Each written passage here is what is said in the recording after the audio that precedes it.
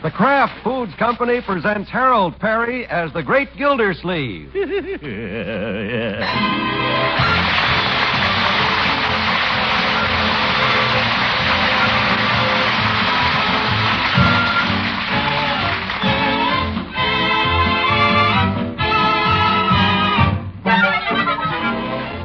The Great Gildersleeve is brought to you by the Kraft Foods Company, makers of parquet margarine. Every day, millions of women all over America serve parquet margarine because it tastes so good. To market, to get some parquet. Home again, try it today. You'll like it, you'll love it, like millions who say their favorite margarine is. P-A-R-K-A-Y, parquet margarine, made by Kraft.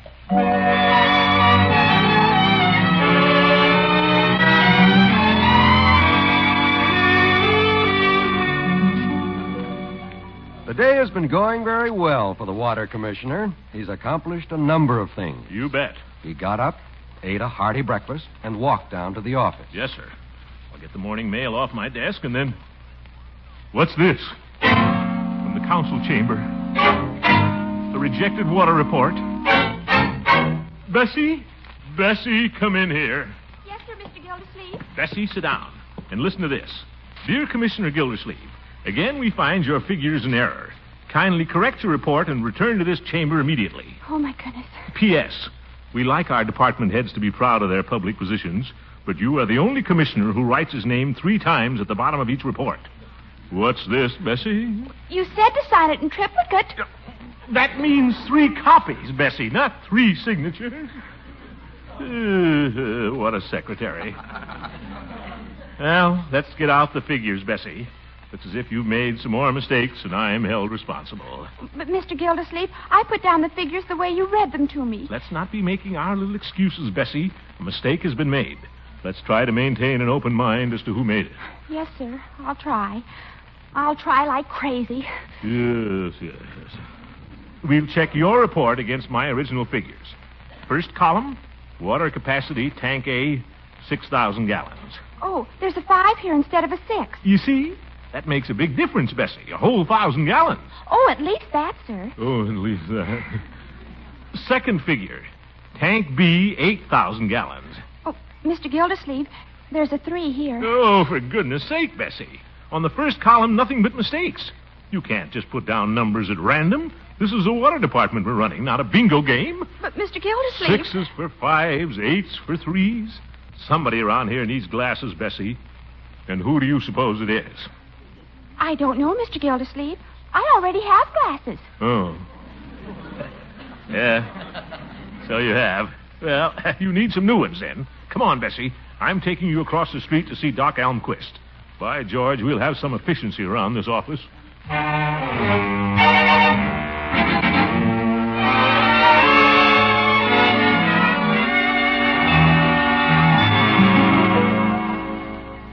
Now, miss, cover your left eye and read the top line, please. Yes, sir. Well, A.J. Please, Mr. Gildersleeve, no coaching. This isn't an audience participation affair. Oh, yeah. Tell me what's on the second line, please. A, B, D, E... No, Bessie. A, B, C, G. Ye got C-G. Mm-hmm. The numerals at the bottom, please. Yes, sir. 6, 2, 8... Bessie, no wonder my reports come back. That's a 3, not an 8. Mr. Gildersleeve, who's being tested for glasses, you or your secretary? Sorry, Doc, but when she makes mistakes like that, I'm the one who's held responsible. What mistakes? The young lady has read each letter and numeral perfectly. She has? Isn't that wonderful, Mr. Gildersleeve? Now I'll go back and get out that old report without a single error. That's fine, Bessie. Just so this has taught you a lesson. Thanks for your time, Doc. If there's any charge, just send the bill to... Mr. Gildersleeve. Yeah, Throckmorton P... Huh? You missed 50% with both eyes. Would you care to sit down? What? Cover your left eye. I knew somebody around the office needed glasses.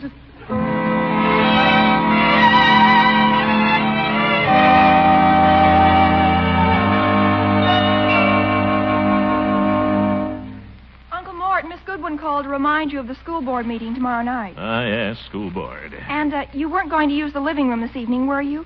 Francie and the kids were coming over to hear records and dance. Well, I thought I might read a little as soon as my dinner settles. Read? Sit by the fire, put on my new glasses. But, Uncle, you have your den. Thought I'd like to try out my new glasses here by the fire. Glasses? What glasses? I just told you, my dear, but you weren't listening.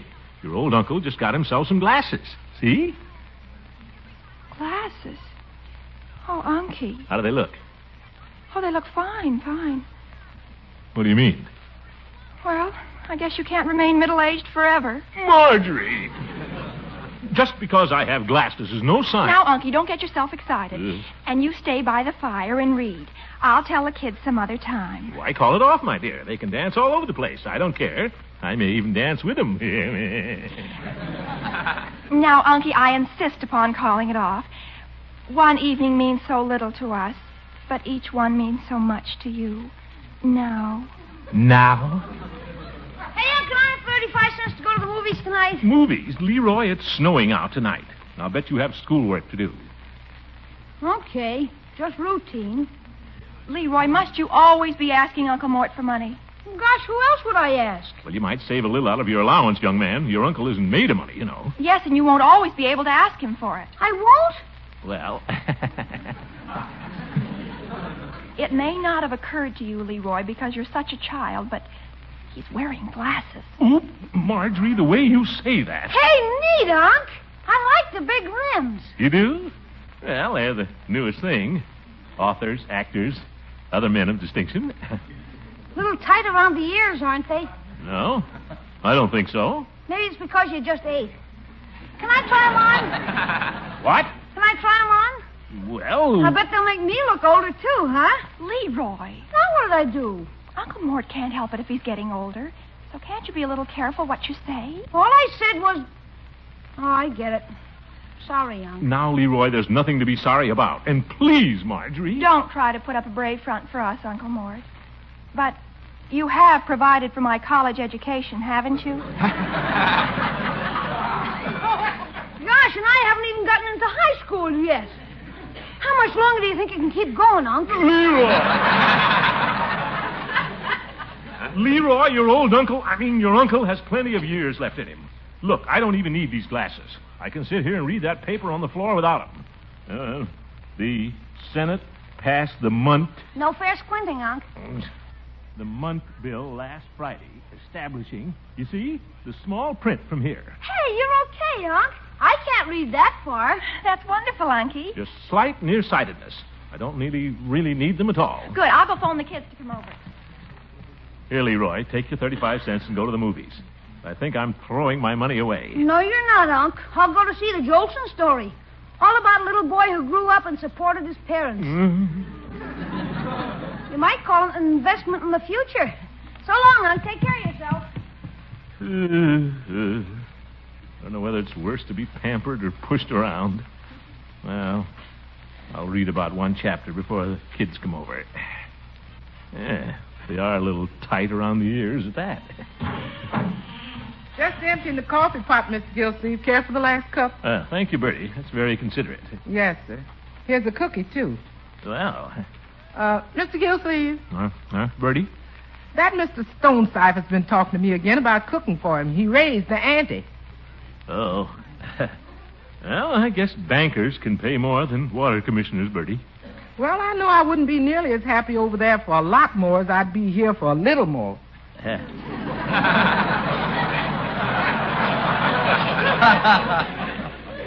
I think I see what you mean, Birdie.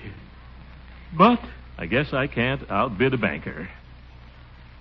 We've had some pretty good times in this house, Birdie. Yes, sir.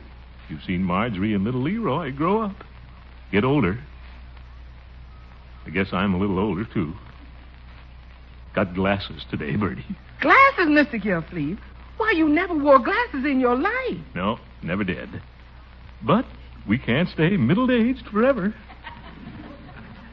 Would you mind pushing that hassock under my feet, Birdie? Oh, no, sir, Mr. Gildersleeve. I'll be glad to. And can I go get your slippers? Slippers? Well, that would be nice. Oh, yes, sir, Mr. Gildersleeve. How about a little something over your shoulders? A shawl? Just the slippers. And we'll see if we can't find a little more for your paycheck next week. That's good. I'll tell Mr. Stonecipher I'm set. He can't tempt me with his money. I'll stick by you, Mr. Gildersleeve. And I'm a good nurse, too. Nurse? Oh, that's fine, Birdie. How much do you think the raise will be? Well, it'll be substantial, Birdie. That's good. Anything else you want, just holler. And if you're too feeble, wrap your shoe on the floor. I think I'll try to crawl up to bed.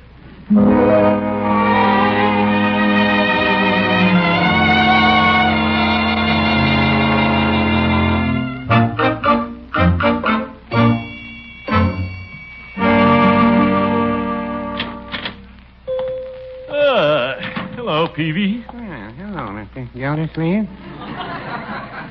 What can I do for you this fine morning? I'll have to sit down and think it over, Peavy. I'm not quite awake. Very well. This stool over here will have the sun for about another 30 minutes. Oh, thank you, Peavy. And if you excuse me, I'll go scrape the ice away from the front door. You didn't slip coming in, did you? No. But wait a minute, Peavy. Do you think I look any different this morning? Different? Look into my eyes. Into Mr. Gildersleeve.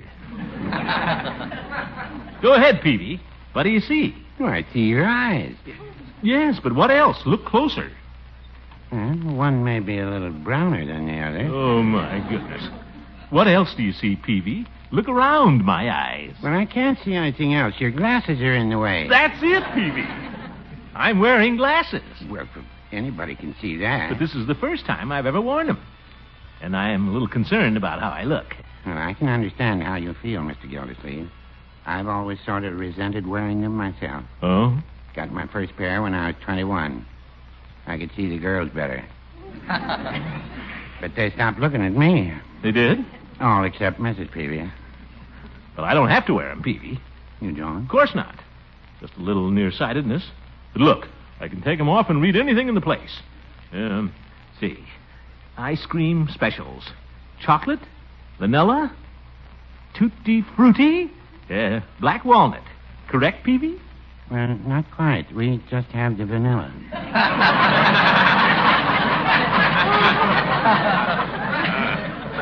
Yes, but the reading was right. And I can read that vitamin chart at the end of the store, too. It says... No, Mr. Gildersleeve, don't fight it. What? From my experience, I'd say nature has its own little ways of telling us we're slowing up. Who's slowing up? No, it doesn't mean that we won't get just as much out of life. Sometimes more. When you sit down on a park bench, it isn't just to catch your breath, but to finger a flower or talk to a squirrel. Talk to a squirrel. And I'd like to say, Mr. Gildersleeve, welcome to the reflective span of life. Oh.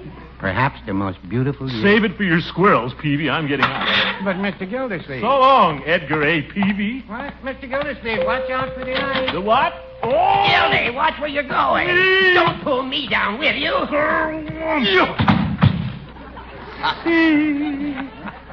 What's the matter, my fat friend? Can't you see where you're going? Yes, I can see where I'm going, Hooker. Well, I doubt it.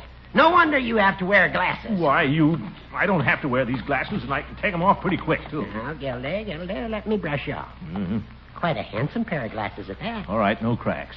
And they should help you look intelligent at the school board meeting tomorrow night. I hear we're going to meet the new teacher who's coming to town. Oh? With your blue serge suit and those big rims, you look just like an educated penguin. Why, you old goat. Now, Gildy, don't get touchy. We all have to go through that kidding stage when we start getting on. Speak for yourself, Horace. Now you brush me. I'll brush... Well, turn around. I remember the first time I came into Peavy's here to order my liver pills. I waited until everyone else was out of the store, and then... That has nothing to do with me, Horace. I don't need glasses. But where would you be without your liver? Now, Gildy? Well, I don't need them. See the printing on the door at the bank across the street? I can take these glasses off and read it from here. Hours, 10 a.m., 3 p.m. Assets, 2 something. Don't strain, Gildy. You haven't got X-ray eyes like Superman. I'm just proving I don't need them. Then why are you wearing them? They don't make you look any younger. Well, I'm not going to wear them anymore. Wait till I see that doctor. I'll bet he's the one that needs glasses.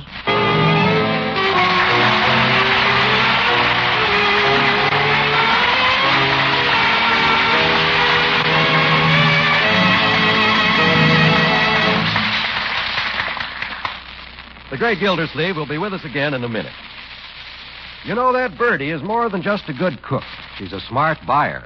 I overheard her say to the grocer the other day. Yes, sir, I want parquet margarine. There's a spread that's kind to my food budget. Birdie, is that the reason you like parquet? Because it costs less now than it did a year ago? Oh, Mr. Walsh. No, economy isn't the reason. It's just one reason. I buy parquet because everybody likes it so much. Right. Parquet just can't be beat as a topping for rolls, toast, pancakes, waffles. Why, parquet is the favorite spread for bread on millions of American tables. Sure is a favorite on our table. Naturally. Parquet is made from the finest products of America's farms. It's smooth and nourishing. It has that good, fresh country flavor. And each pound of parquet is enriched with 15,000 units of important vitamin A. 15,000, eh? That's good. But I buy it because the Gildersleeve folks like it. Well, everyone likes tasty parquet, Birdie. Millions of women all over America serve delicious, nourishing, economical parquet margarine just because it tastes so good. Join those millions, friends. Ask for parquet margarine, Parkay, made by Kraft.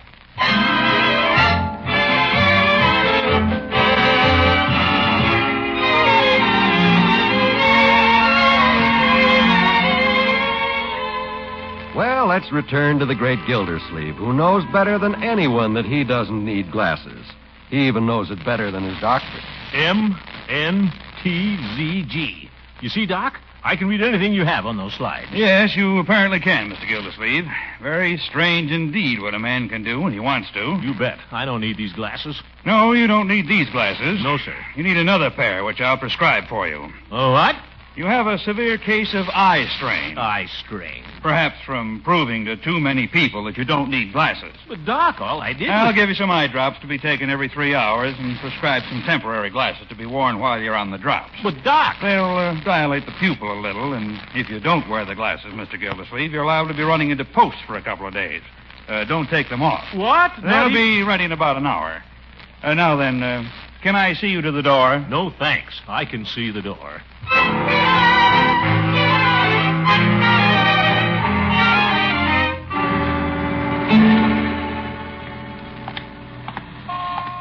Glasses feel about the same as the others. A little darker, though, maybe. I'll be darned if I'll wear them out on the street where people can see me. The doc was right. Can't see a thing without them.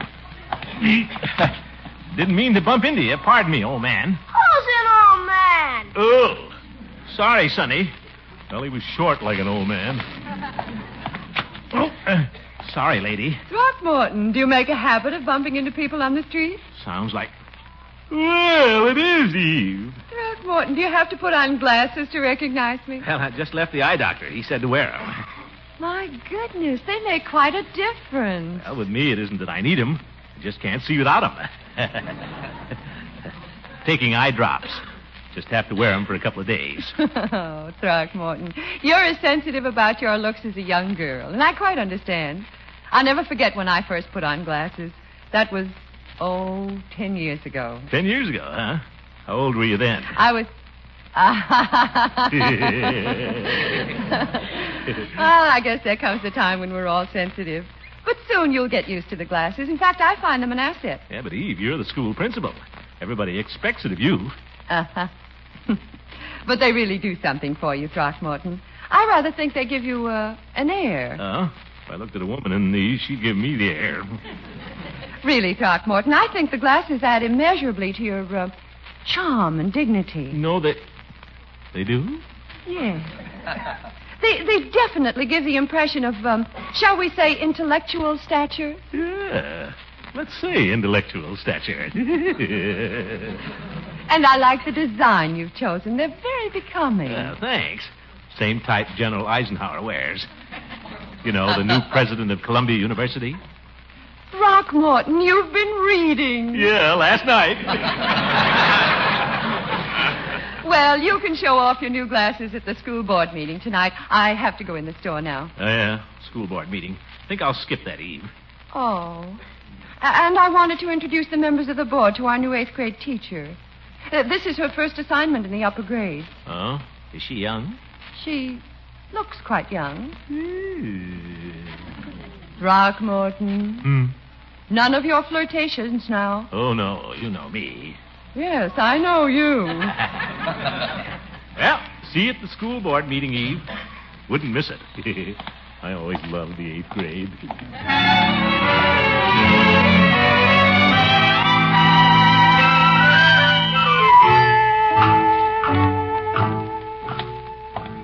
Wonder where Eve gets the idea that I'm flirtatious. Man has a right to look around. Guess I'll ask Judge Hooker to go to the meeting and sit with me. He's older than I am. Hey, he's in his private office with a client. Looks pretty. Better take off my glasses. She looks a little young to appreciate intellectual stature. Gee, now I can't see again. Well, I'll be able to tell her from Hooker. Oh, Judge, pardon me. I'll be with you presently, Gildersleeve. It'll only take a minute, Judge. I just wanted to see... didn't know you were in conference. Gildy? Pardon me, I'm Mr. Gildersleeve. How do you do? Miss Gray, if you'll excuse this highly irregular and unexpected interruption, allow me to present a member of our school board, Mr. Gildersleeve. We have others, of course. Well, are you... Miss Gray is our new teacher. New teacher, eh? It's been my pleasure and privilege this afternoon to acquaint her with a few matters pertinent to her new position. Judge Hooker's been very kind. I really feel at home. Well, we want you to. Like me to introduce you around before the meeting? Miss Gray is to meet everybody tonight, Gildy. Thank you just the same, Mr. Gildersleeve, but I'm waiting here for Miss Goodwin. Oh, Eve, yeah. Can't imagine what's keeping her. It's 5 o'clock now. I'm terribly sorry, Judge. I'm afraid I'm keeping you from your work. No, not at all, but I do have some letters to sign. Letters? Then we better get out, Judge, and leave you alone. Until Eve comes, I can show Miss Gray the city hall. Oh, I'd love to see it. I'm anxious to learn all I can about Summerfield. Good. And we better start in my office. I'll show you the plans for the waterworks. Gildy? Come along, Miss Gray. See you at the board meeting, Judge.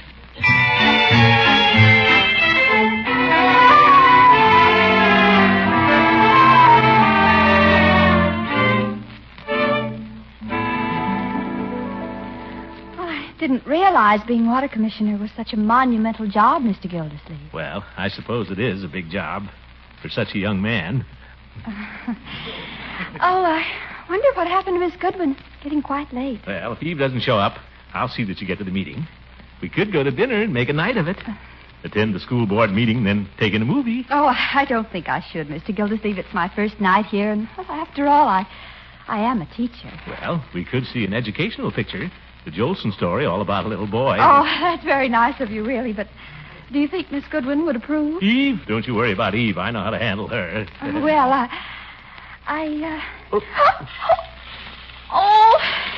broken my beads. Your beads? Oh, too bad. Here, I'll pick them up for you. Oh, thank you. I have a horrible habit of twisting my beads when I'm nervous. No need to be nervous. Yeah. Don't see any over this way. Well, they're all around your feet, Mr. Gildersleeve. Oh, yeah. To find these little things, a person almost needs glasses. That is, if a person needs glasses. How do you feel about glasses, Miss Gray? Oh, I wear them all the time in the classroom. You do? Yes, it helps the discipline. Makes me look older. Oh, yeah. Well, I'll remember that if I ever want to look older. How many beads were there? Do you know? I'm afraid not. I'll get these over here behind your chair. Well, we'll soon. Oop, put my knee on one. Throckmorton. Oh, is that you, Eve? Throckmorton, what on earth are you doing down there on the floor? Just picking up a few beads. Oh. I've been looking all over for our new teacher. Miss Gray? Well, she's over there behind my chair. I beg your pardon? Oh, Miss Goodwin, we've been waiting for you. I'm afraid I've imposed on Mr. Gildersleeve. Don't you believe it, Eve? It's been a pleasure. I'm sure it has, Throckmorton. Well, I think some of the beads rolled into the next room. May I look, Mr. Gildersleeve? Go right ahead, Miss Gray. In fact, I think I'll go in and help her look. Just a moment, Throckmorton. Huh? As principal of the school, I feel an acute responsibility for Miss Gray. Oh, so do I, as a member of the school board. I want to do all I can, Eve. I'm just showing her around. She doesn't know anybody yet. Throckmorton, just because she's pretty and new in town, must you besiege her before she even gets settled? Well, she has to meet people. Yes, and I want her to meet some of the young men in town, not just the men who act young. Now I'll go take Miss Gray to dinner. Will we see you at the meeting? At the meeting, you bet. And Throckmorton, promise now. None of your foolishness. Steve, all I can say is you sure know how to pick 'em.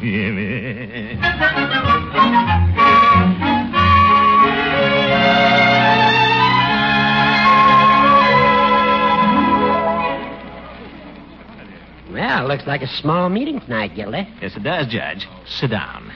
I wonder where everybody is. Yeah, I wonder. Didn't she come with you, Eve? Miss Gray? She's right over there talking to Dr. Pettibone. She is? Oh, yeah. You better put your glasses back on, Gildy. Now you can't even see people. I'll thank you to lay off the subject of my glasses around Miss Gray. Throckmorton, aren't you being a little vain? Well... excuse me, I'll have to stop the meeting. What are you trying to hide, Gildy? Everybody else knows you wear 'em. Well... Oh, good evening, everybody. Good evening, Miss Gray. Oh, Miss Gray. Like to sit by me? Got a place for you. Well, thank you, Mr. Gildersleeve, but don't you want that seat? I'm sitting on 2. Just for you. Oh. Now that most of us are here, we'll call the meeting to order. Sorry we didn't go to dinner, Miss Gray. Oh, that's all right. What kind of food do you like? Chinese, Italian, Armenian? Quiet, Gildy. Mr. Gildersleeve, we'd better be quiet. May we come to order, please? Of course, they have good steaks at the Summerfield Grill. T-bones. Mr. Gildersleeve. What? Oh, we were talking about T-bones. I mean... guess the meeting has started. Our president, Dr. Needham, is unable to be with us this evening, but he's prepared a message of welcome to our new teacher. Well. And since I suddenly find I have a headache, I'd like to call upon Mr. Gildersleeve to come up and read the welcome. Read it? But, Eve, you know I can't read unless I put on my...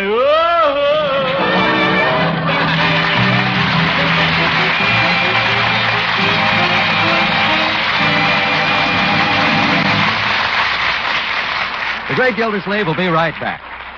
On bread, on rolls, on muffins, pancakes, and waffles, parquet is a favorite spread. You'll insist on parquet once you try it. It's delicious and nourishing. It's an important diet factor, too. Each pound of fresh, flavored parquet margarine contains 15,000 units of important vitamin A. Always a favorite spread for America's bread. Parquet now is more a favorite than ever, because in spite of rising food prices, parquet actually costs less today than it did a year ago. For bread and budget, parquet is a better buy. Try it. That's parquet margarine. Parkay, made by Kraft.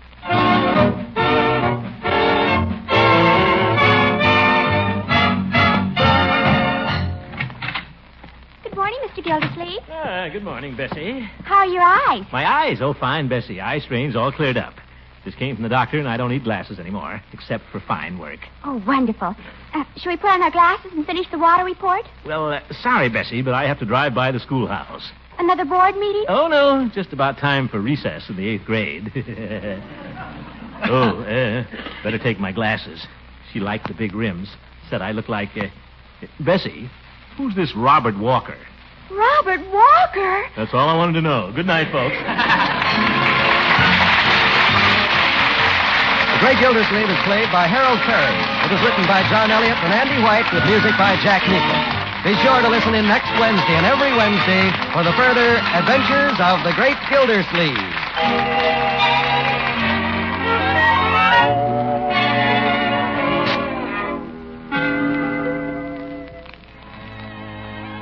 Does your family like macaroni and cheese that's fluffy light with golden cheddar cheese flavor through and through? Then get Kraft Dinner from your food store tomorrow. One package of Kraft Dinner contains enough quick-cooking macaroni and golden Kraft grated to make a dish of macaroni and cheese that will serve 4 people. It's a swell Lenten dish, a fine, thrifty main dish any day of the week. Remember, Kraft Dinner cooks in just 7 minutes. So for quick, swell-tasting macaroni and cheese, get Kraft Dinner.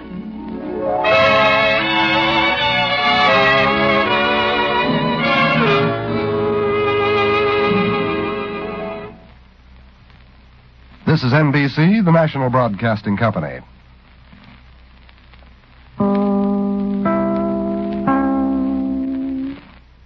The Kraft Foods Company presents Harold Perry as the Great Gildersleeve.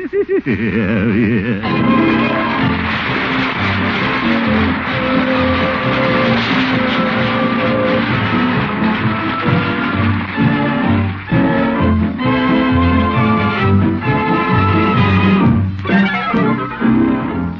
Gildersleeve is brought to you by the Kraft Foods Company, makers of Parquet Margarine. Every day, millions of women all over America serve Parquet Margarine because it tastes so good. To market, to get some parquet. Home again, try it today. You like it, you love it, like millions who say their favorite margarine is Parkay, Parquet Margarine, made by Kraft.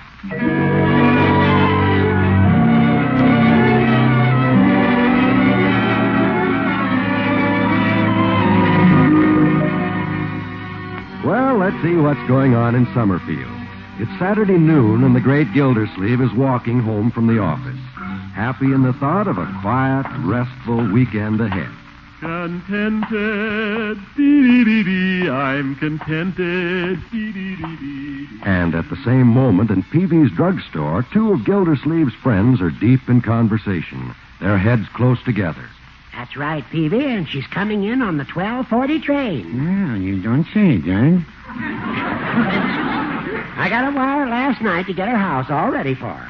And she's Leela Ransom's cousin, huh? Yep. She's from the same town, Savannah. Her name is Adeline Devereaux Fairchild. Pretty name, isn't it? Yes, it does have sort of a ring to it. Guess that's because she's a Southern belle. Now, I think... Ring, bell. That was a little witticism, Judge. Yes, I know. Now, I'm meeting Miss Fairchild at the train in just a little while. Ring, bell. I thought that was rather humorous myself. Peavy, I'm trying to explain something to you. All right. Now, I prefer that you say nothing of this to Gildy. If he knew that I were meeting this attractive young lady, he'd be right down there trying to butt in. You know how excited he gets whenever a new woman comes to town. Yes, it does make him a little frisky. And he'll find out about her soon enough. After all, she's moving in right next door to him. That should be very interesting. So let's keep this a secret from Gildy. Don't forget, Peavy. Mum's the word. How's that? Mum's the word. That's what I thought you said. After all, she's my client, and... Here he comes now. Well, if it isn't our old friend Gildy. Hello, Mr. Gildersleeve. What's the matter with you two? What? What are you looking so guilty about? All this whispering when I came in.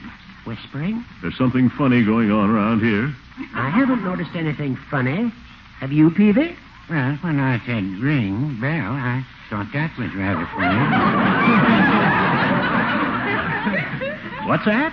Look, what were you two talking about when I came in? Just a little private matter, Gildy. Thing you wouldn't be interested in. Would he, Peavy? Well, I wouldn't say that. What's that? Well, see you later, gentlemen. Good day. Peavy, what... If you'll excuse me, Mr. Gildersleeve, I have to sweep out your back room. Just a minute. I want to talk to you. Well, Peavy, I smell something fishy around here. You do? Well, it could be the cod liver oil. Now, if you'll excuse me, Now, don't you run away. You're not fooling me, Peavy. You and the judge were talking about me, weren't you? You two old coots. Well, I don't care what you were saying about me. Doesn't worry me. Don't tell me. You can just keep it to yourself. All right. No, you won't. You'll tell me. Well... When I came in here, the judge was telling you something, wasn't he? Yes. And it was about me, wasn't it? Yes. Well, what did he say to you? Well, You really want to know? Yes. What did the judge say? He said, mum's the word. Oh, what's the use? I'm going home.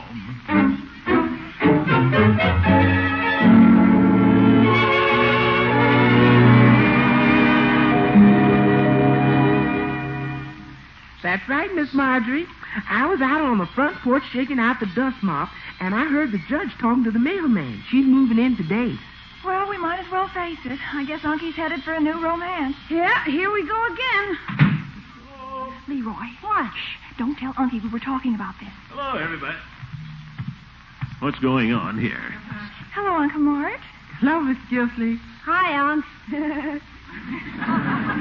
What are you all whispering about?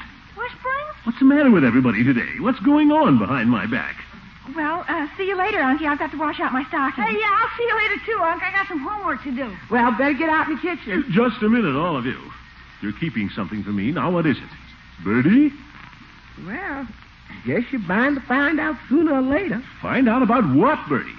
Well, I was out on the front porch shaking out the dust mop, and I heard them talking. You heard them talking? But I wasn't eavesdropping, Mr. Gildersleeve. I just happened to hear them talking. I wasn't eavesdropping. I didn't say you were, Birdie. Who was talking? Well, I was just out there shaking the dust mop. I wasn't eavesdropping. Birdie, I didn't accuse you of eavesdropping. Well, I wasn't. All right. But what did you hear? Well, I wasn't eavesdropping, but I heard the judge tell the mailman that Miss Adeline Fairchild is going to move in next door. Who's Miss Adeline Fairchild? Brace yourself, Unky. She's Leela Ransom's cousin. What?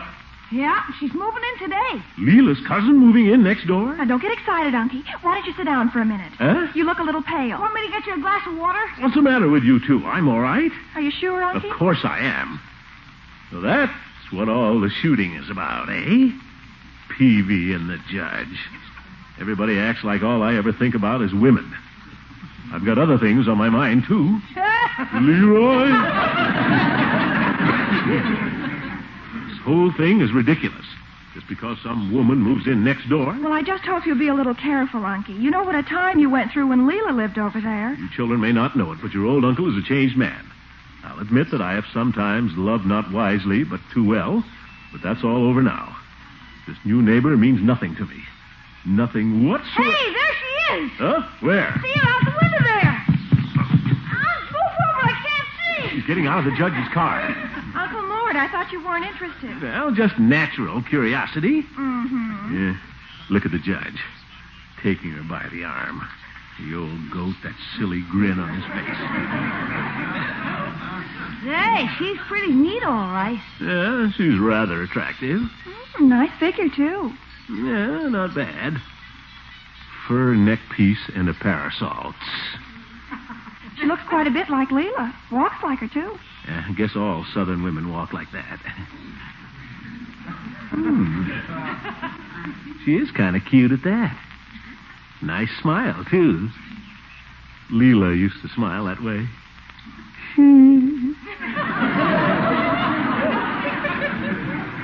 Unky, you're weakening. Huh?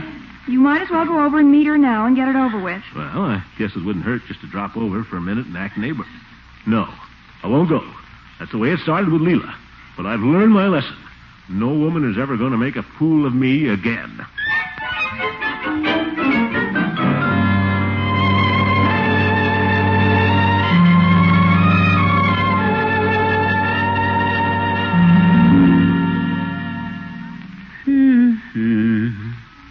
Women.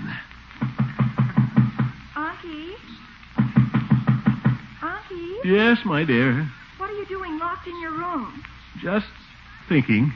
Are you going to stay there all afternoon? I don't know. You run along, my dear. I'll be down in a little while. All right. Adeline Fairchild. Nice name.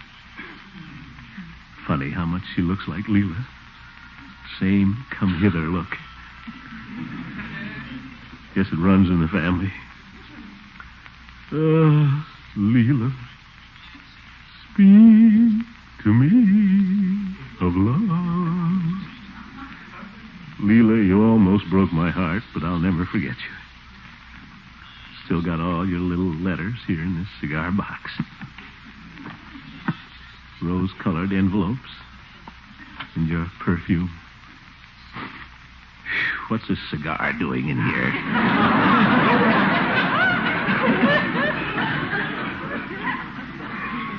Let me see. Here's one of her letters.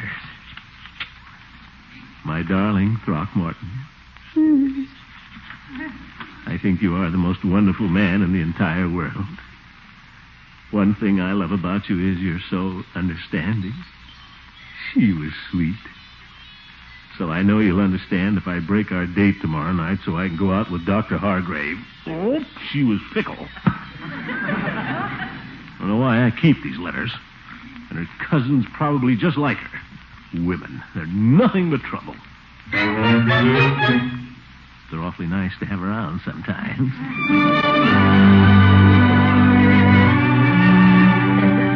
You never know what they're going to do next. But they're fun to cuddle up to on a sofa.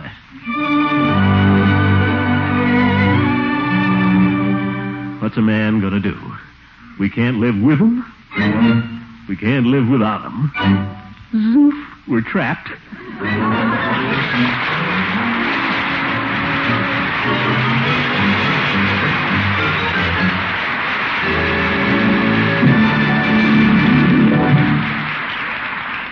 More from the great Gildersleeve in just a minute.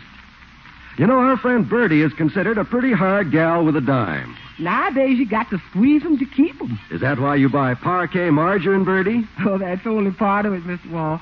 Mostly I buy Parquet because it tastes so good. The fact that Parquet costs less today than it did a year ago doesn't make you mad, though. No, sir, sure don't. Still, the important thing is that delicious Parquet flavor. Why, millions of families know that tasty Parquet margarine is the perfect topping for rolls, muffins, pancakes, and waffles, as well as bread. Can't be beat for cooking or seasoning either. Right. Parquet is a Kraft product, and Kraft means quality. Parquet is made from only carefully selected farm products, and each tempting, wholesome pound is fortified with 15,000 units of essential vitamin A. Got to have them vitamin A's. Yes, ma'am. Parquet has got everything. It tops for flavor, it saves you money, it gives you the kind of nourishment you need. Parquet margarine is the better buy for both bread and budget. And remember, millions of women all over America serve Parquet margarine just because it tastes so good. That's Parkay, Parquet margarine made by Kraft. And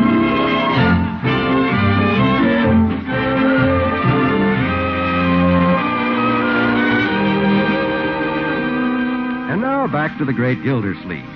The great man has spent the afternoon wrestling with his conscience. It was a hard fight, but he's finally won the decision. He's going to forget all about women. Some men join the Foreign Legion to forget. Some men go to sea. And some men get a haircut. Well, if it ain't the commish. Hello, Floyd. Hop right in the chair, no waiting. Business is Russian. Russian by. Yes,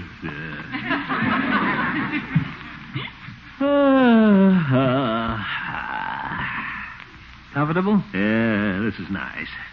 Very relaxing. Sure. Nothing like sitting in a barber chair to make a man forget his troubles. That's right. How do you want your hair cut today?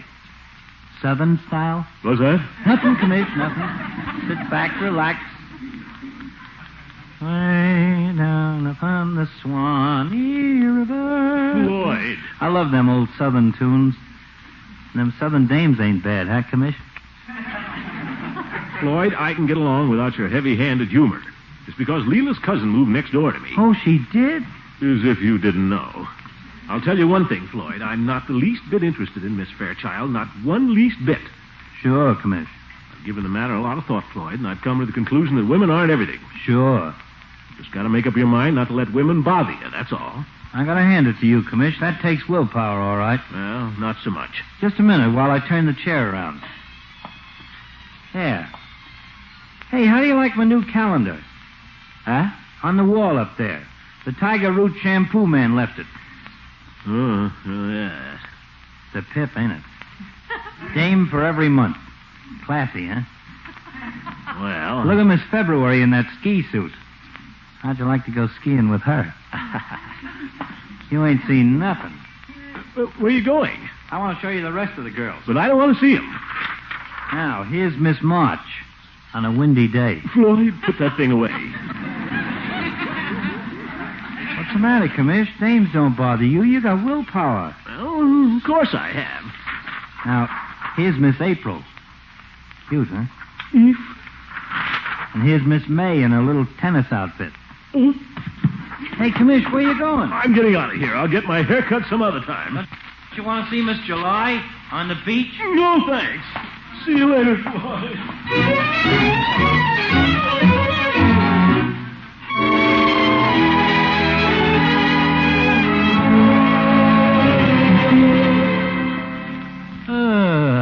This is the way to spend an evening, all right. Sitting by the fire, comfortable chair, reading a good book. Who wants to be out chasing around? Just give me a fireplace, in a good book. Can't seem to get comfortable.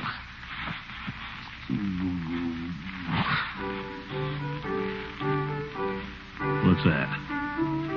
Miss Fairchild's playing the piano over there. She plays worse than Leela did. How can I read my book when she can't give you anything but love? Oh, she's playing that for my benefit. It won't do her any good. I'll just read my book. She can play all night for all... She stopped. Wonder why she did that. Maybe she's going out with somebody. Might just look out the window and see who she's with. Window's all frosted. Can't see a thing. There. Don't see her. Maybe if I lean out a little. Mustn't let her see me. Cold out here. Is that you, Mr. Gildersleeve? What? Hello. I thought that was you peeking out. I was peeking at you, too. Just stuck my head out to see if it was snowing. Oh, mercy me. I shouldn't even be talking to you. Huh? Why, you're a total stranger. Well, Down where I come from, a girl doesn't talk to a man unless they've been formally introduced. You know the men are so bold. Oh, well, I'm sorry. May I present myself? I'm Miss Adeline Devereaux Fairchild. Oh, well, I'm Throckmorton. I don't mind my standing on ceremony this way. I guess I'm just a teeny-weeny bit conventional. I'm Throckmorton P. Gildersleeve. Well, it's a little chilly out here. Nice to have met you. Well, better get back to my book. Oh, you're reading a book? Yes, I knew it. The minute I laid eyes on you, I knew you were the intellectual type. That high forehead gave you away. Yeah, it did? I just know you're something awful brainy, like a college professor or a bank teller. Well, not exactly. I'm the water commissioner here.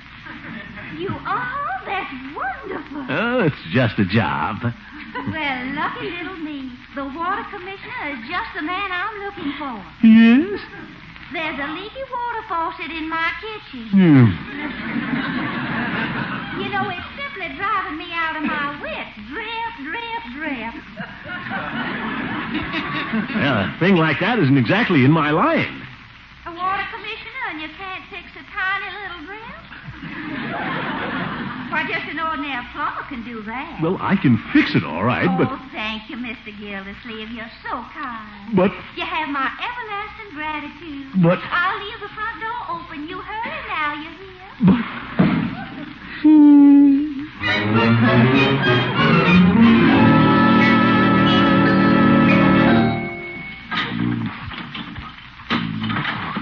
Ruining my nails. There. All it needed was a new washer. You men are so clever about these things. I never would have thought of that. Well, it's all fixed. Just like my grandmother Devereaux always used to say, there's one thing a woman needs around the house, and that's a man. Yeah, well, better be going. Good night. Mr. Gildersleeve. Yes?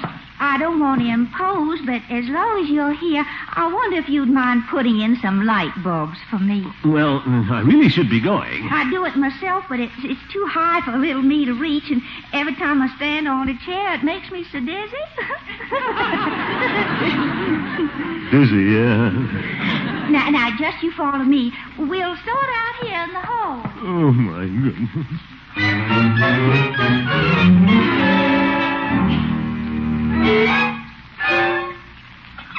There.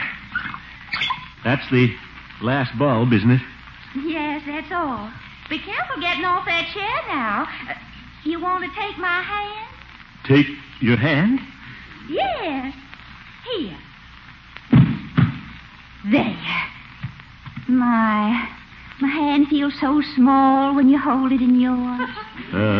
Excuse me. Well, better be going. Oh, you poor man. You must be completely worn out climbing up and down. Why don't you sit down and rest a while? Well, I really ought to be getting back to my book. Just for a minute? Well, maybe just for a minute. I am a little tired. Of course you are. Why don't you take this easy chair?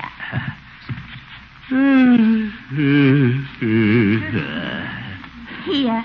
Let me put this pillow back of your weary head. There. Comfortable? Yeah, I'm fine. I'll just sit on the sofa. Are you planning to stay here in Summerfield very long, Miss Fairchild? Well, that depends on whether I form any strong attachments here. Oh, better be going. Don't rush off. Don't rush off. Huh? You know, Mr. Gildersleeve, I feel just like I've known you all my life. Cousin Leila's told me so much about you. Oh, she did? Now, fess up now. You were pretty sweet on her, weren't you? Well, I saw her now and then. Well, I don't like to say this about my own flesh and blood, but I don't think Cousin Leila was very nice to you. Well, I always say let bygones be bygones. Well, that's because you're such a big person. Well, I'm going on a diet. Oh. I didn't get it. Thank you. Her being so fickle and then trying to make up to you with all that sweet talk and flattery. She should have known that someone like you was too intelligent to be flattered. A man with a high forehead. Well, I'm no Professor Einstein. When were you born, Mr. Gildersleeve? Born? October 22nd. I thought so. You're a Scorpio. A hoopio? A Scorpio, I am? Yes, you have all the Scorpio qualities, all right. You're strong, dynamic, and you're a leader of men. Well, I never thought of myself that way, but I see what you mean. And Leila told me something else about you, too. What was that?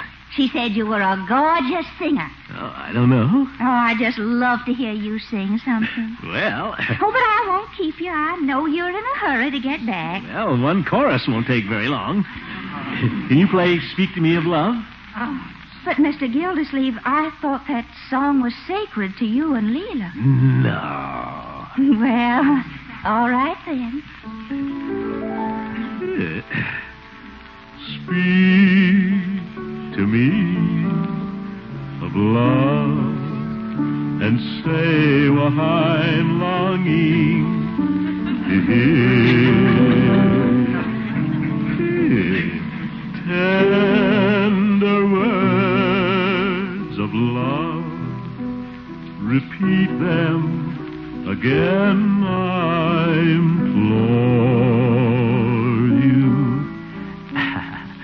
Speak to me of love and whisper these words to me, dear. I adore you.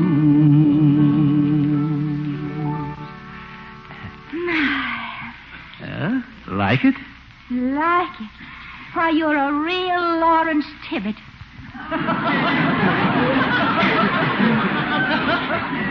Well, thanks. It's just a natural talent, no training. No, Mr. Gildersleeve, you've carried me away on the wings of song.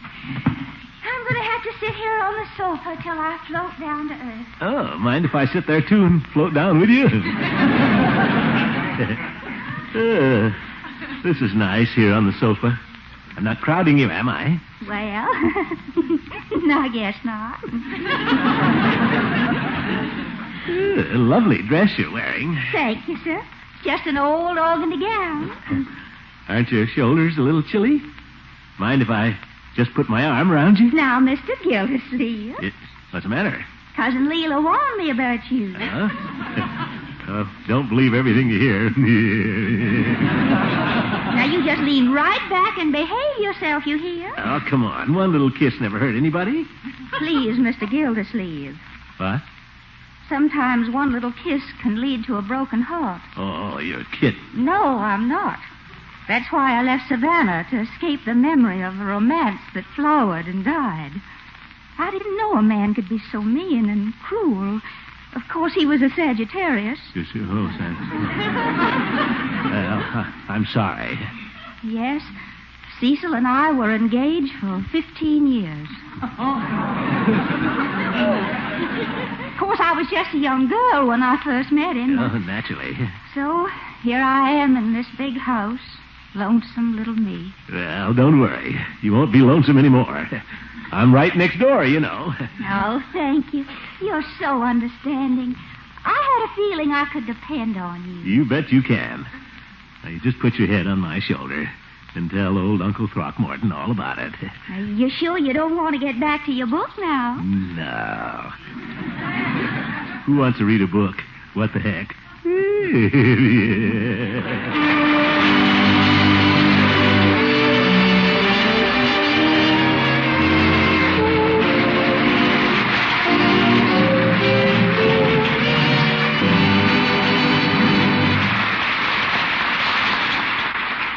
The great Gildersleeve will be right back.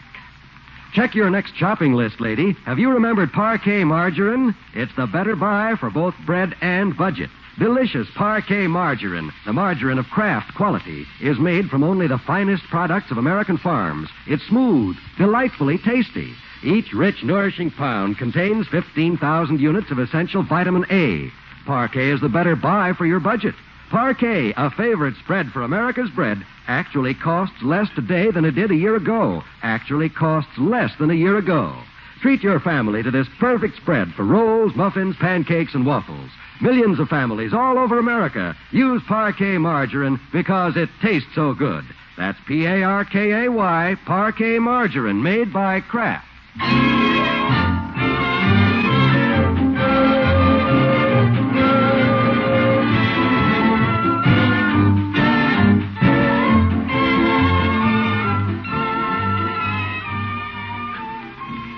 Dear Diary, tonight I met Adeline Devereaux Fairchild. I know I swore off women, dear Diary, but Adeline is different.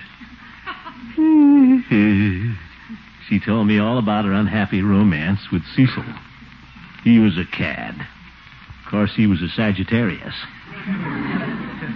She's just a helpless little girl, and she needs someone to protect her. Well, she'll be safe with me.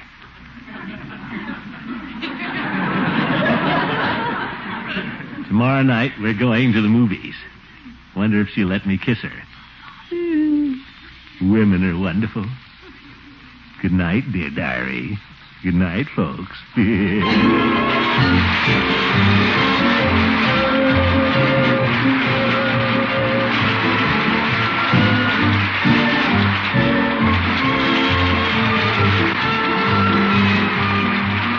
The Great Gildersleeve is played by Harold Perry, Adeline Fairchild by Miss Una Merkel. The show was written by Gene Stone and Jack Robinson with music by Jack Meakin. Included in the cast are Walter Tetley, Louise Erickson, Lillian Randolph, Earl Ross, and Richard LeGrand. This is John Wall saying goodnight for the Kraft Foods Company, makers of the famous line of Kraft quality food products. Tomorrow night, Charles Boyer will be Al Jolson's guest on the Kraft Music Hall, heard over most of these NBC stations. Don't miss it. Remember, tomorrow night. For exact time, see your local paper. And be sure to listen in next Wednesday and every Wednesday for the further adventures of the Great Gildersleeve. Good night.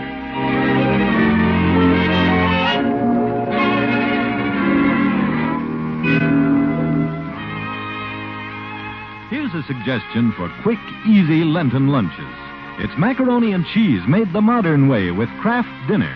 Each package of Kraft Dinner contains enough quick-cooking macaroni and golden Kraft grated to make 4 generous servings of macaroni and cheese. Fluffy light macaroni with grand cheddar cheese flavor in every tempting forkful. What's more, it takes only 7 minutes cooking time. Your family will like this marvelous macaroni and cheese so well that it's a good idea to have several packages of Kraft Dinner on hand so you can serve it often.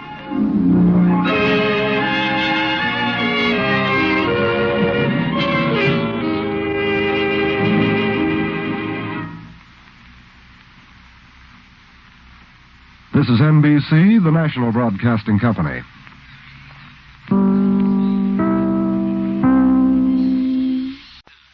The Kraft Foods Company presents Harold Perry as the Great Gildersleeve. Yeah.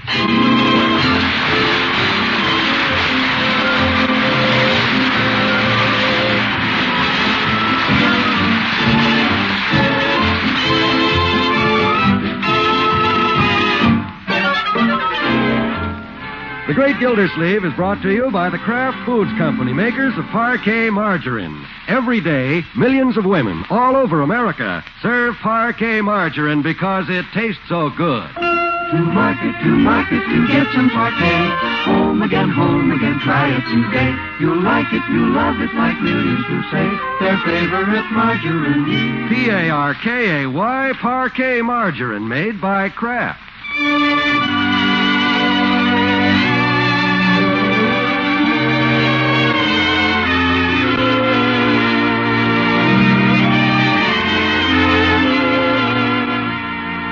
Last week, on a gentle breeze scented with magnolias and peach blossoms, a lady blew into Summerfield.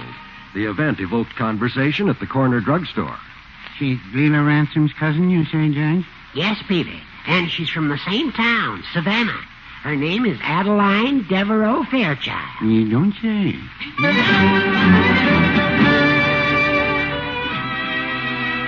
The southern breeze settled down right next door to the Great Gildersleeve and started a little whirlwind of speculation that stirred the great man to his ample depths. Don't see her. Maybe if I lean out the window a little. Is that you, Mr. Gildersleeve? What? Hello. I thought that was you peeking out. I was peeking at you, too.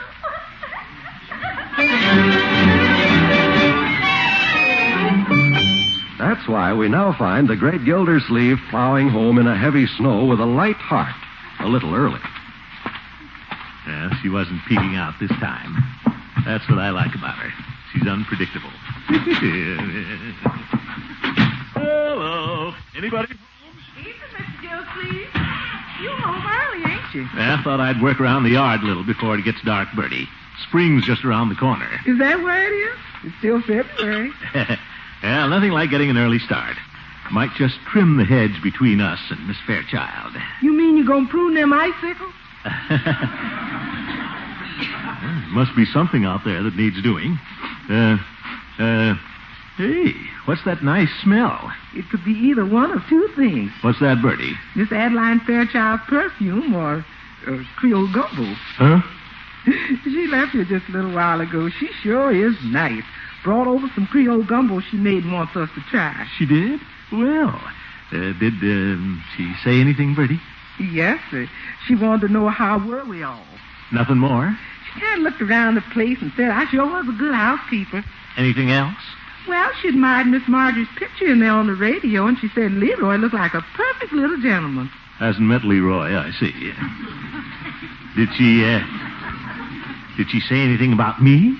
Yes, but she said she hoped you'd enjoy the gumbo. Well, might just try a little of that Creole gumbo. Ought to taste mighty good on a cold day like this. Nice and thick. I'll just take a little. Q-funk. What does it need, Birdie? Probably a good cook. Something missing, all right. She said it was Creole gumbo a la New Orleans. Tastes like leftovers from the Mardi Gras. What are we having for dinner? Your favorite dish, Mr. Gildersleeve, pot roast and brown potatoes, a la Birdie. Oh, wonderful. Let's take some of our pot roast over to Miss Fairchild. Repay the southern hospitality. I don't know. It's Yankee pot roast. We'll chance it, Birdie. Yes, as soon as it's done, I'll put a slice on the tray and take it over. Well, you fix the tray. I shall take it over as soon as I run upstairs and freshen up a bit. Sweet Adeline, my Adeline. Now we got a singing waiter.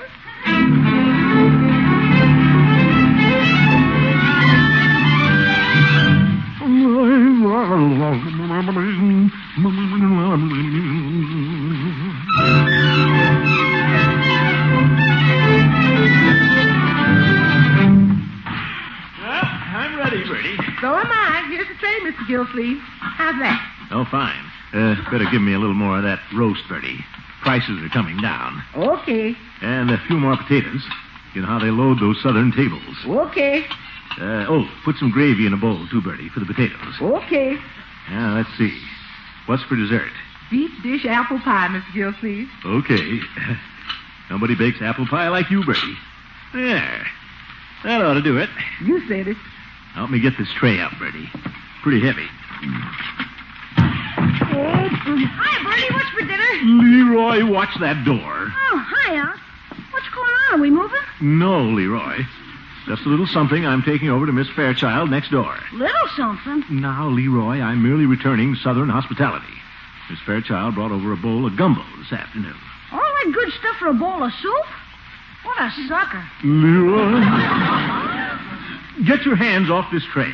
Okay, just feeling. Well, don't. But Unc, I'm starved. You wait for dinner. Have I got everything, Birdie? Wait, I didn't load on this pan of hot biscuits yet. Oh, well, just stick it under my chin. Okay. Can you raise your bottom chin up a little more? There now. You got it? Got it. How do I look? Just like the friendship train. That's me, Leroy. Hold open the door.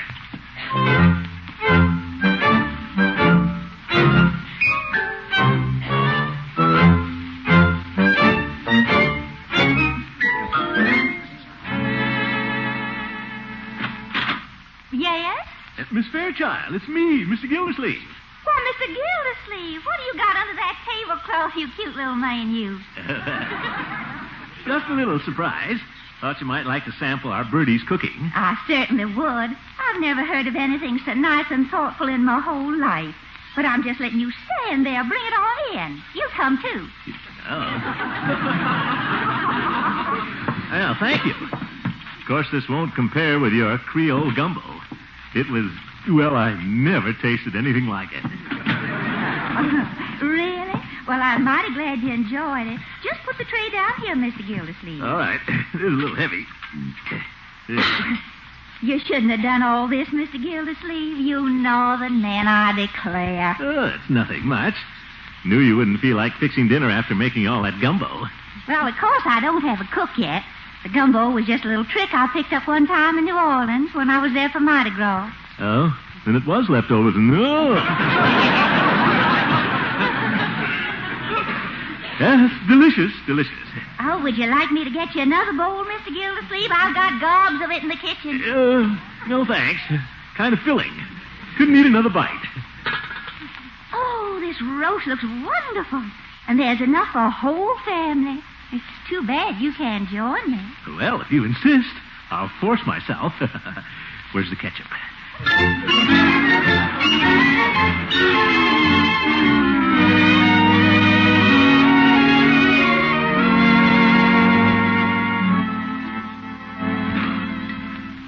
That was a simply scrumptious dinner, Mr. Gildersleeve.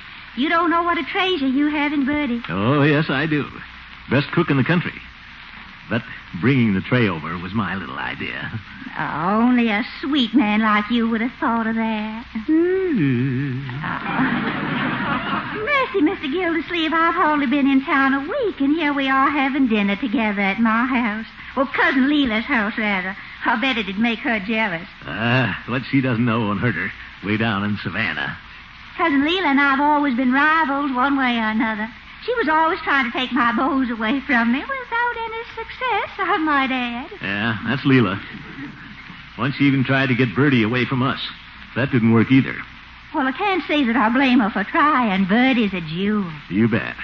But let's talk about you, Miss Fairchild. Adeline. Oh, me? Well, there's not much to talk about, Mr. Gildersleeve. I grew up so sheltered and all. Yes, you can tell that. Just about my entire life history is recorded in that little old snapshot album there on the coffee table. Oh? Mind if I take a peek? Oh, go right ahead, but snapshots rarely do justice to a girl with delicate features.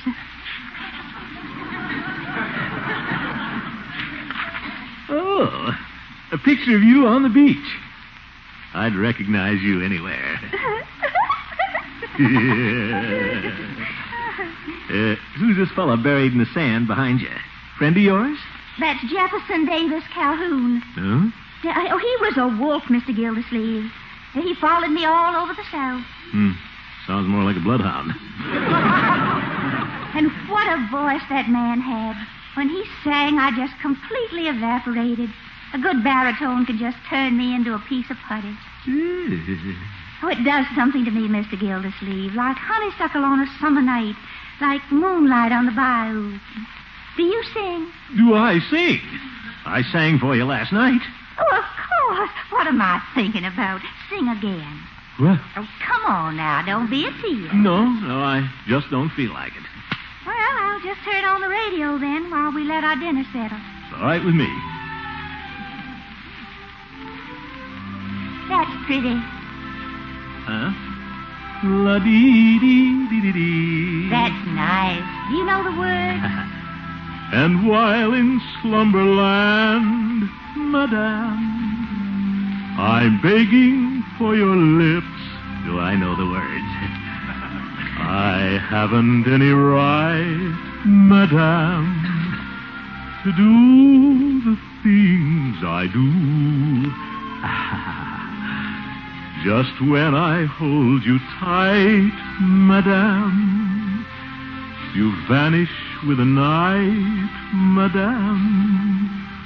In dreams I kiss your hand, madame, and pray my dreams come true. La-dee-dee-dee-dee-dee. Well, Miss Fairchild, wonder if she's turned to putty. Miss Fairchild. Oh, excuse me. I'm afraid I got lost for a moment, Mr. Gildersleeve. A penny for your thoughts. I was just thinking, wouldn't it be wonderful to have a cook like Birdie? Well, good night. Thanks for Birdie's dinner.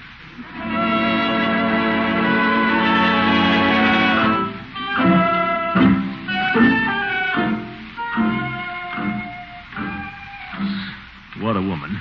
Must be other things to talk about besides Birdie. Well, Gildy. Hooker. Up for stroll. Just walking off my dinner, Judge. You'll have to walk quite a ways to get that off. Stop cackling, Judge. The neighbors will think we keep a goat. As a matter of fact, Gildy, I just stopped by to play you a game of checkers, but you were out. I wasn't out. Just took some of Birdie's cooking over to Miss Fairchild. Come on in. Thank you. How is Miss Fairchild? All she could talk about tonight was Birdie. Probably she's more interested in Birdie than she is in you. I sort of gathered that. These southern women lay great store by good cooking, Gildy. You remember how Leela tried to hire Birdie away from you? Well, she'd better not try anything like that. I'd watch it, Gildy. If you lost Birdie, your home would absolutely fall to pieces. Yes, ma'am. Thank you, Miss Fairchild. Now, if you want my advice... That's Birdie on the telephone. Well, I'm sure glad you enjoyed the dinner. But, we better talk business tomorrow. Here's Miss Gildersleeve. Good night. What'd I tell you, Gildy? Birdie! Was that Miss Fairchild? Yes, sir. Evening, Judge. Evening, Birdie. Good night. Got to go to bed. Got things to do tomorrow. But, Birdie! You're right, Judge. That Fairchild woman is trying to break up my home.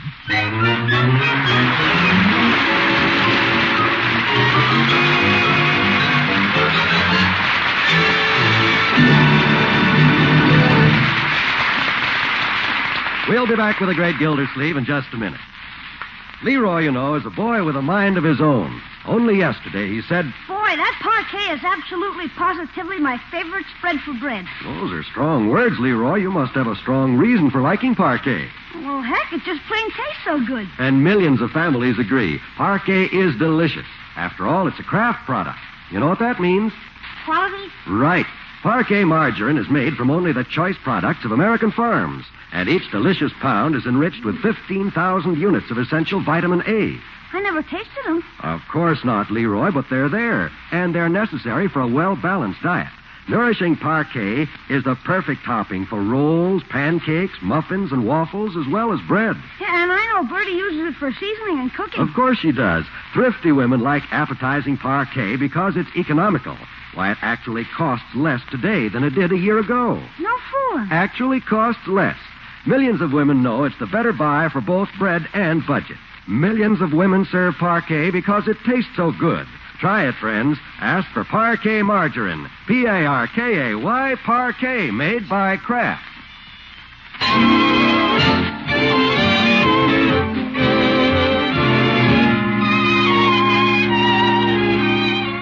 Well, to the great Gildersleeve's dismay, his new neighbors cast admiring eyes upon Birdie, giving our hero reason to suspect a dastardly blow is about to be struck where it'll hurt the most.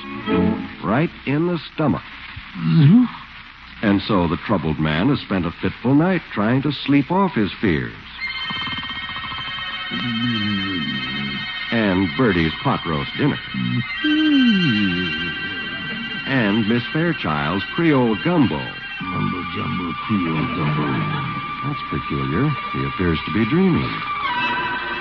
That's what it needs, Birdie. A good cook. But, Birdie, don't you go over there.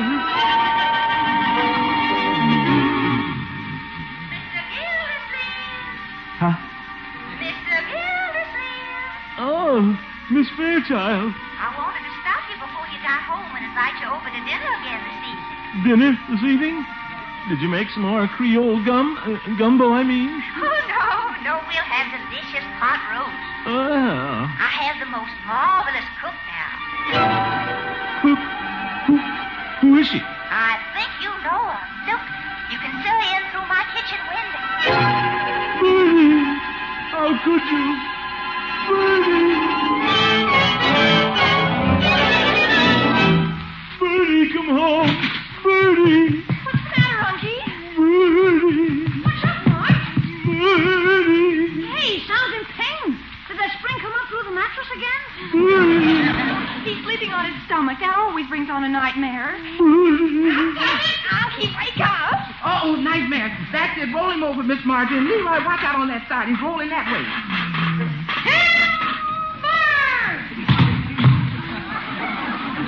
Wake up, Ron. What's your fault? Oh, children, Birdie, what are you all doing up? You had a nightmare, Unky. Me? Yeah, that one must have been in Technicolor. Now, see here, I don't have nightmares. Back to bed, all of you. I sleep sound as a log every night. Uncle Mort, you were shouting, Birdie, Birdie. Birdie? What's the trouble, Mr. Gildersleeve? Nothing, Birdie. Nice to see you're still here.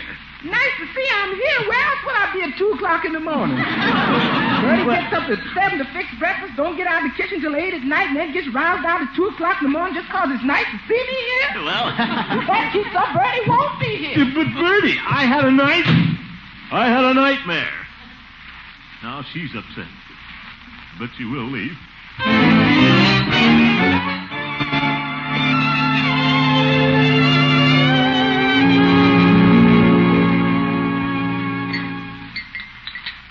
Gosh, the eggs are hard this morning.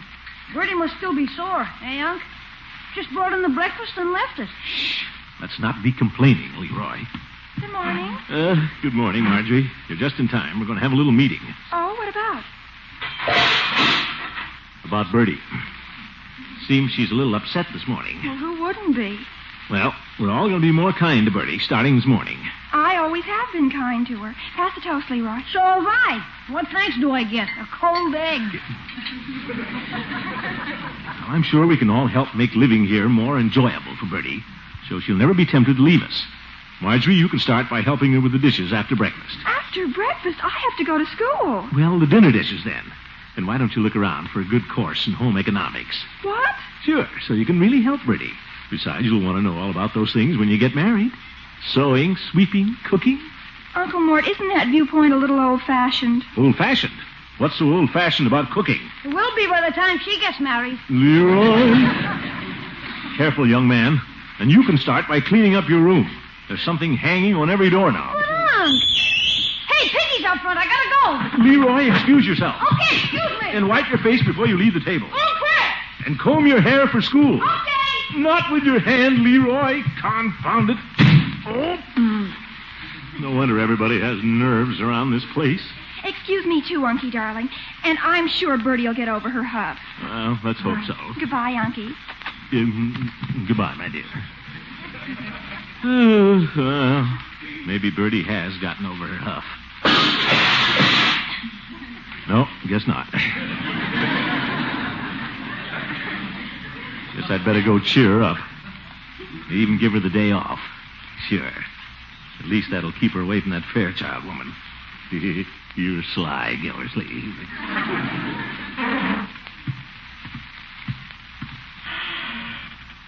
Birdie.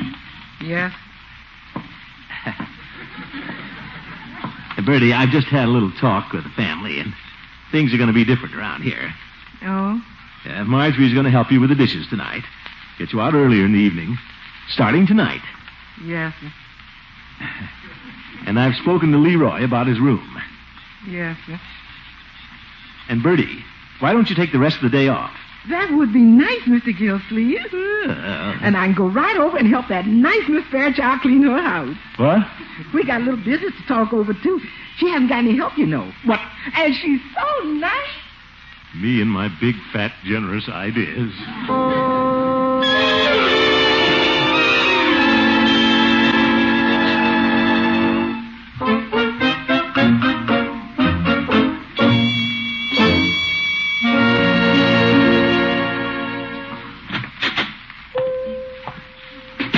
Hello, Peavy. Well, hello, Mr. Gildersleeve. What can I do for you this fine morning? Well, you might sell me a good cook if you have one in stock. How's that? A cook. That's what I thought you said.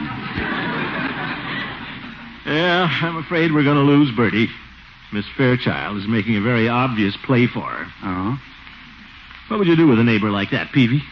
Well, I've heard of people getting married to share a place to live. You might work out an arrangement so you and Miss Fairchild could share the cook. No, Peavy. I don't want to get married. Well, of course, that's up to you. Some people do. I can just see Adeline showing Birdie that fancy lavender room and bath she can have. Well, worse things can happen than losing your cook. It's all right for you to say, but I bet you couldn't get along without Mrs. Peavy. Well, no, I wouldn't say that. I recall the time she went home to her mother, I had a fine time batching it. Batching it? Breakfast was always my favorite meal. Hmm? The only one, in fact. Baking powder patties and eggs. And then the next morning, just for variety, sourdough patties and eggs. Just for variety, eh? When it came to making baking powder patties and sourdough patties, that's peculiar. It don't sound so good now. Think I may take a box of candy home to Mrs. Peavy tonight. Oh? Candy. That's it, Peavy. I'll take Birdie some candy. She has a sweet tooth. Very well. How about this $6 box? It's not that sweet. Something around 2.5. Well, then may I suggest some of these chocolate-covered cherries? Got them in fresh for Washington's birthday. Oh, not bad, Peavy. She's always admired Washington, father of our country. Or say, do you have any Lincoln candy? No, but I think you have the germ of an idea there. Wrap 'em up, Peavy. I'll go phone Birdie. I'll tell her I have a surprise for her. That'll get her out of Adeline Fairchild's house. Nothing like a little kindness to make people happy.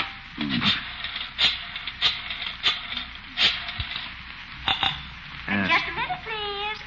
Now, Birdie, I won't take no for that. So you take that little old organdy party dress. I'm through with it. Party dress? What chance does a man have with a box of candy? You take it now, you hear? Now then, hello? Never mind. Wrong number.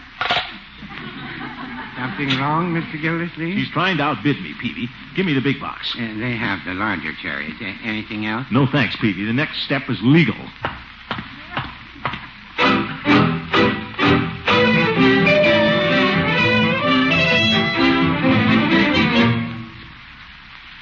There you are, Gildy. 5-year contract, and you have the right to pick up Birdie's option. Yeah, that Fairchild woman can't lure my cook away. I'll show that southern siren. But how do you know Birdie will sign it? Don't you worry, Judge. A $6 box of chocolate cherries says she will. What? Never mind. I'm in a hurry.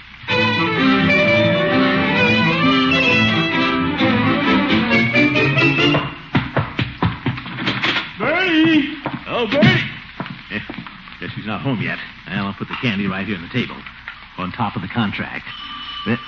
Birdie, don't... Oh, that's right. She isn't here. We would miss Birdie around here at that. Yes? Is Birdie here? Birdie? Well, not at the moment. Is the woman of the house in? I'm the woman, the man of the house. You are? Well, Birdie told me to report here for a job. A job? Can I take my bag in? No. And that was a little presumptuous of Birdie, I'd say. Well, she said to come here and talk to her about a job cooking. I'm sorry. Birdie's the only cook we've ever had and ever will have. Sorry. Goodbye. Yes, but What's going on, Miss Gildersleeve? Birdie, where'd you come from? In the back way, me and Miss Fairchild. We saw you walking home, Mr. Gildersleeve. My, you northern men walk briskly. Well, I feel briskly. I want to talk to both of you. Well, Birdie and I want to talk to you, too, but I think I should apologize a little first. There's no need to apologize. Just get this straight. Amelia, what you doing standing out there? I don't know, but I sure been standing. Well, pardon me. Miss Fairchild, this is Amelia I was telling you about. Well, how do you do, Miss Fairchild? I think she'll make a wonderful cook for you. For Miss Fairchild? I thought she was for me. For you, Mr. Gildersleeve, are you trying to steal my cook before she even sets the bag down? Me? What's the matter, Mr. Gildersleeve? Ain't my cooking been suiting you? Oh, of course it has, Birdie. You're the best cook in the world. Here, have some candy. Candy? $6 box. Oh, Mr. Gildersleeve, you the best boss a person ever had. I think so. Care to open the candy, Birdie?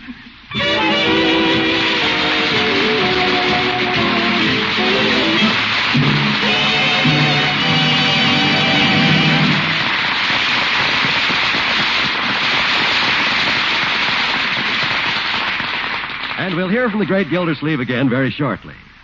Are you looking for a better buy for your budget? A better spread for bread? Here's a buy that's better both ways. It's Parquet margarine, the margarine of Kraft quality. It's the perfect topping for rolls, muffins, pancakes, and waffles, as well as bread.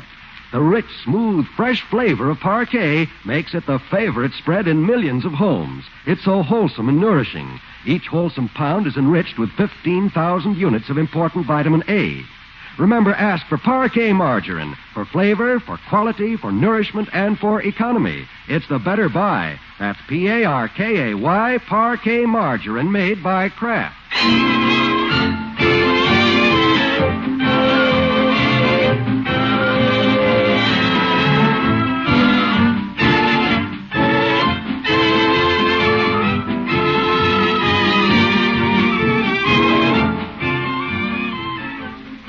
That's my advice to you, Miss Adeline. Have Amelia sign this 5-year contract so you won't have to go looking for a cook again. Well, if you say so, how can I ever thank you bringing over the contract and all? Nothing. Just happen to have one lying around the house. I'm so scatterbrained about business matters. It's nice to have a man so close. Yeah, well, nice to be so close. Oh, you. Good night, folks.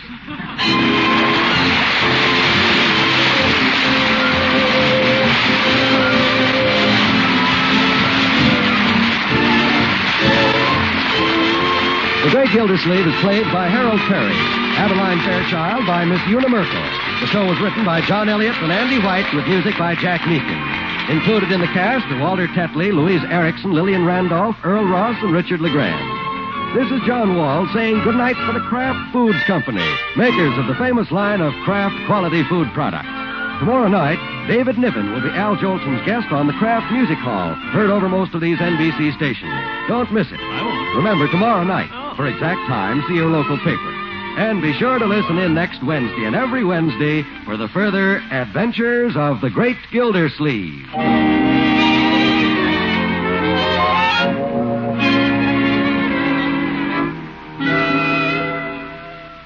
Do you like macaroni and cheese that's fluffy light and tender with the grand flavor of golden cheddar cheese in every tempting forkful?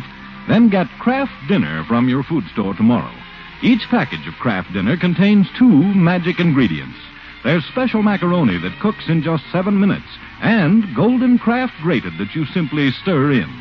1 package of Kraft Dinner makes 4 servings of macaroni and cheese. The cost? Only a few pennies per helping. You can't beat that for economy. Remember the name. It's Kraft Dinner.